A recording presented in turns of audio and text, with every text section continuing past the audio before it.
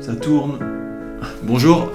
1, 2, 3. Bien le bonjour l'équipe, j'espère que vous avez la forme. Aujourd'hui, on parle d'un sujet qu'on n'a jamais abordé ici sur la chaîne, à savoir l'argent. Je vais partager avec vous aujourd'hui 6 façons différentes de vous faire de l'argent grâce à votre caméra. Ça devrait être une vidéo plutôt cool, donc sans plus tarder, envoie un gros pouce bleu pour l'algorithme parce que ça aide beaucoup et on attaque cette vidéo. De mon côté, je fais un peu partie de la team qui pense que c'est pas nécessairement quelque chose de négatif de bosser gratuitement au début. Si vous vous lancez dans la photo et la vidéo et que vous voulez commencer à démarcher quelques clients, si vous avez rien à lui montrer, il va pas forcément vouloir vous faire confiance, même si vous avez une bonne tête, que vous passez bien sur le mail, etc.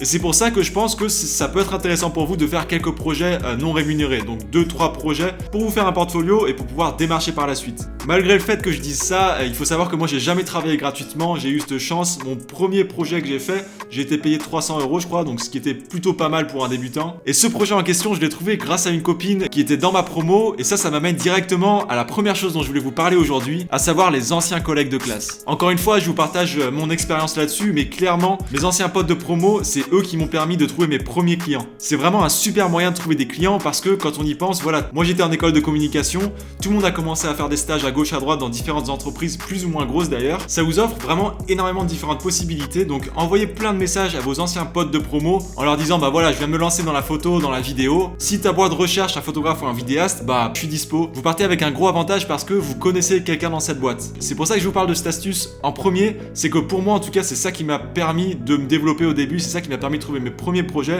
et d'être là où j'en suis aujourd'hui. La deuxième chose dont je voulais vous parler aujourd'hui, ça va être les mariages.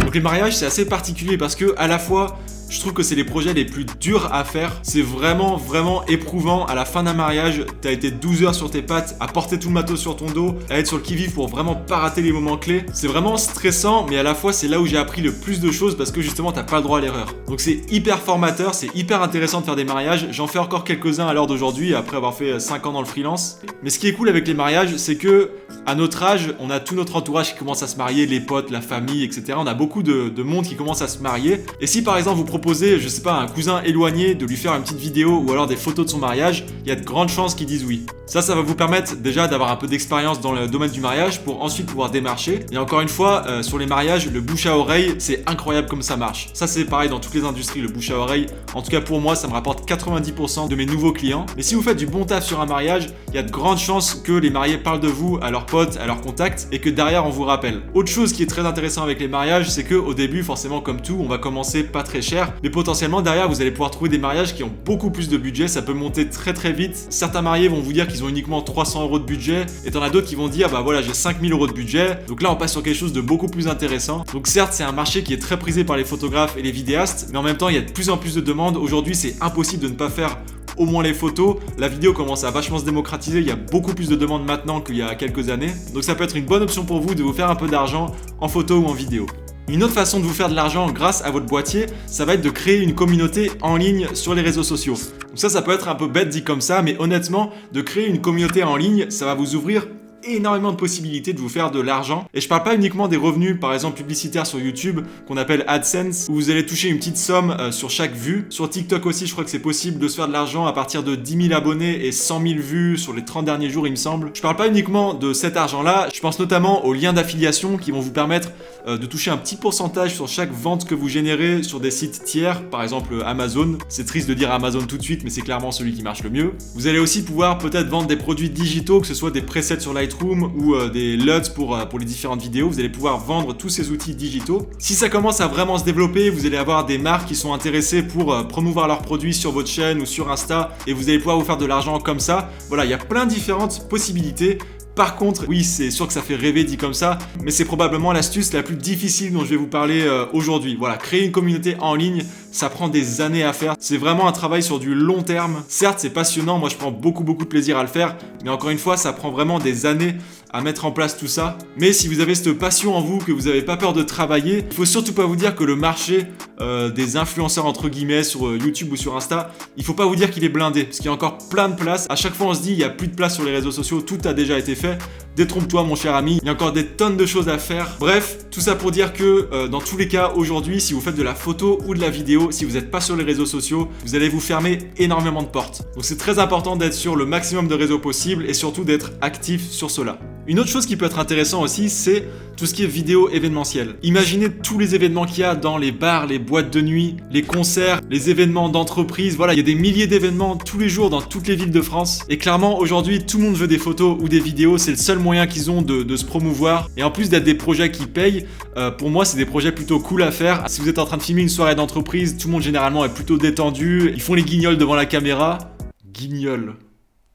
Celui-là, il n'était pas sorti depuis longtemps. Prochaine façon de vous faire de l'argent grâce à votre boîtier, on va parler du démarchage. Et ça, on en a déjà parlé un petit peu tout à l'heure. Je vous disais qu'il ne faut pas avoir peur de faire quelques projets gratuitement au début. Et il y a certaines industries et entreprises où vous êtes sûr, quasiment sûr, de pouvoir trouver un potentiel client. Et là, je pense notamment aux commerces locaux. Donc, que vous soyez dans un petit village ou dans une grande ville, descendez en bas de chez vous et allez voir le café du coin ou le restaurant ou le bar. Tout ça pour dire qu'il y a quelques industries qui seront beaucoup plus faciles à atteindre que d'autres. Ça sert à rien d'aller démarcher Starbucks ou McDo, ça marchera pas tout de suite en tout cas. Donc descendez en bas de chez vous, allez faire un petit tour de quartier, vous baladez un peu à droite à gauche.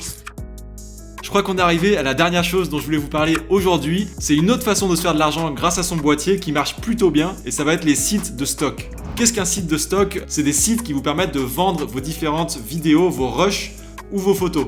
Si vous rentrez par exemple d'un beau voyage au Zimbabwe et vous avez des centaines de rushs et de photos qui dorment sur un disque dur qui vous génèrent pas du tout d'argent, une bonne option serait peut-être de les mettre sur un site de stock à la vente pour pouvoir avoir des potentiels acheteurs et ça va donc vous générer des revenus passifs. Les revenus passifs, c'est les revenus les plus satisfaisants à mon goût parce que tu reçois une petite notif PayPal te disant vous venez d'empocher 20 €. Ça c'est satisfaisant de ouf mon pote. Par contre ça a l'air tout beau tout rose dit comme ça, mais encore une fois là il y a beaucoup de monde qui propose leurs rushs et leurs photos sur des sites de stock, ce qui veut dire qu'il va falloir uploader énormément différents rushs et photos pour commencer à avoir quelques ventes. Les sites de stock ils étaient très répandus il y a 2-3 ans, on en parlait tout le temps. Aujourd'hui un peu moins, sûrement parce qu'il y a beaucoup de monde qui sont sur ces sites, mais je vous recommande quand même d'essayer. Ça peut être une bonne option pour vous générer des revenus passifs au lieu encore une fois que tous vos rushs et vos photos dorment sur un disque dur dans votre placard et qui servent à rien. Voilà, c'était les 6 choses dont je voulais vous parler aujourd'hui, mais il y a 2 choses dont je voulais vous parler encore. Première chose, vraiment si vous faites de la photo et de la vidéo en freelance, c'est primordial d'avoir un maximum de sources de revenus différents. C'est comme ça que vous allez pouvoir vivre de votre passion, donc n'hésitez pas à re-regarder cette vidéo et à essayer de mettre en place un maximum de différentes sources de revenus. Vous allez vite vous rendre compte que c'est très important d'avoir un maximum d'entrées d'argent différentes. Et deuxième chose dont je voulais vous parler, c'est qu'il ne faut pas hésiter à donner plus à votre client, plus que ce qu'il a demandé. Ça, c'est quelque chose que je fais systématiquement sur tous mes projets. Le client va vraiment se rappeler de ça. Il va se rappeler de ce que vous lui avez apporté en plus. Par exemple, au lieu de lui fournir 10 photos qui étaient convenues dans le devis, vous allez peut-être lui en donner 12 ou 13. Pareil, si vous êtes en train de filmer un événement, c'était convenu sur le devis que vous restiez de 14h à 18h. L'événement, il n'a pas fini à 18h et du coup, vous restez peut-être jusqu'à 19h. Je peux vous dire que c'est des petits détails, mais pour le client, c'est très appréciable. Il va vraiment retenir ça, donc n'hésitez surtout pas à donner plus à votre client. Voilà, encore une fois, c'est ma façon de faire, c'est ce que je vous recommande de faire. Il n'y a pas de vérité, mais je voulais partager ça avec vous quand même. Merci beaucoup d'avoir regardé cette vidéo jusqu'ici, j'espère qu'elle vous servira. Sur une de mes dernières vidéos, je vous avais dit d'écrire truite si vous étiez arrivé jusqu'au bout de la vidéo. Et franchement, vous étiez des dizaines à mettre truite et je sais pas pourquoi, c'est le type de truc qui me fait vraiment marrer. Donc je pense qu'on devrait le refaire pour cette vidéo. Donc si vous êtes arrivé jusqu'ici en train de me regarder faire des conneries, n'hésitez pas à mettre le mot fraise des bois. Le mot fraise des bois, qui n'a aucun sens avec la vidéo. Voilà, c'est peut-être un humour de merde, mais je sais pas pourquoi ça me fait marrer. Merci d'avoir regardé cette vidéo jusqu'ici. Prenez soin de vous, on se voit la semaine prochaine, parce qu'on chope un bon rythme là, ça c'est cool. Ciao ciao.